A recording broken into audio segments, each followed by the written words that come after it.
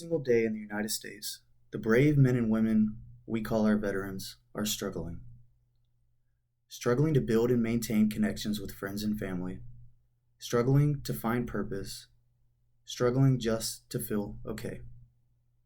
My name is Jacob Leitner, and as a veteran myself, I've witnessed this firsthand. Some of the greatest moments of my life came with the men and women I served with.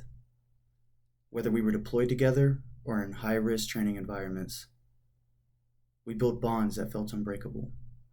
We laughed together, we pushed each other, and we trusted each other with our lives. But what I didn't always see was what happened after. Because the same people I shared those memories with would go home at night and feel completely alone, trying to chase the highs we once had and trying to forget the lows that we carry with us. And that's why this topic matters: veteran mental health. Because building meaningful connections with veterans doesn't just create friendships, it can help restore purpose, improve mental health, and quite literally save lives. So let's talk about what veterans go through, why this matters, and most importantly, what we can do about it. Transitioning from military life to civilian life is not easy. I know that personally. Once you leave the military, you're not just leaving a job. You lose structure. You lose a clear sense of purpose. And for many, you lose the closest sense of community that you'll ever have. And the numbers reflect that reality. Millions of veterans struggle with mental health, like PTSD, depression, and substance abuse. For those who have been deployed, the rates of PTSD and substance abuse are even higher. But beyond the statistics, there's a human reality behind all of this. Every year, thousands of veterans take their own lives. That's an average of 20 veterans every single day. 20. That's not just a number.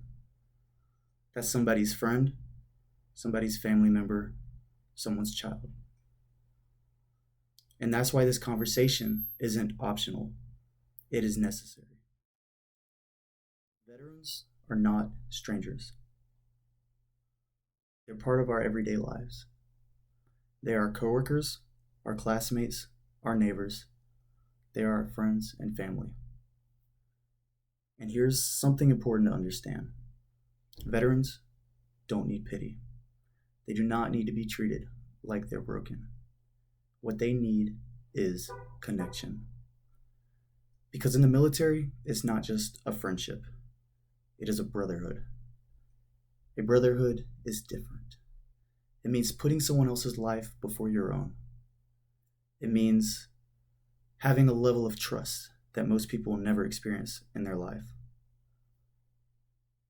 And that kind of bond doesn't just disappear when the uniform comes off. So when it's gone, there's a deep void.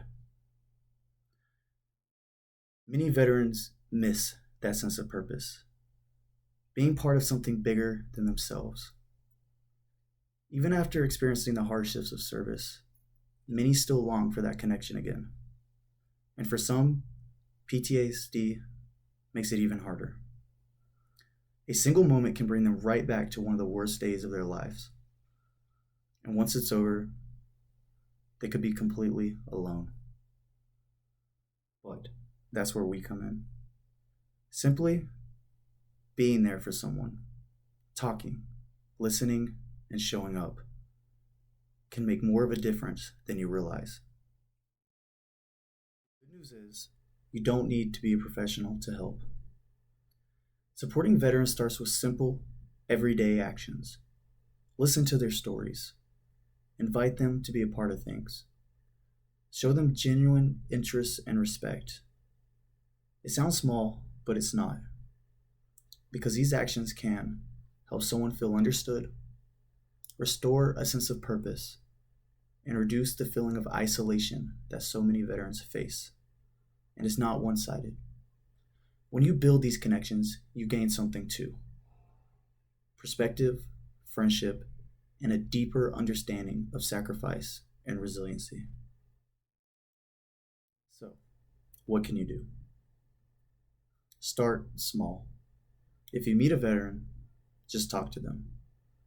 Listen and be present. Because one conversation could remind someone they're not alone. Not alone in their struggles. Not alone in their memories. Not alone in what they're facing every single day. Because our veterans stood for us. Now it's our turn to stand with them.